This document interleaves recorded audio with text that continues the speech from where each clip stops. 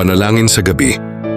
Bago natin ipikit ang ating mga mata ngayong gabi, maglaan tayo ng sandali upang ipagkatiwala sa Diyos ang lahat ng ating alalahanin at pasalamatan Siya sa Kanyang walang hanggang pagmamahal. Panalangin. Amang makapangyarihan, sa pagtatapos ng araw na ito ng Miyerkules, inihahabilin ko sa iyo ang lahat ng aking alalahanin, pagod at pangamba. Salamat sa mga pagpapala at lakas na iyong ipinagkaloob sa buong maghapon. Pagkaloob mo po sa akin ang kapayapaan ng puso at yakapin mo ang aking kaluluwa ng iyong pagmamahal. Ingatan mo rin po ang aking mga mahal sa buhay ngayong gabi at patnubayan mo kami sa aming pamamahinga. Pagbangon bukas naway taglayin namin ang panibagong lakas at pag-asa upang patuloy na lumakad sa iyong kaliwanagan.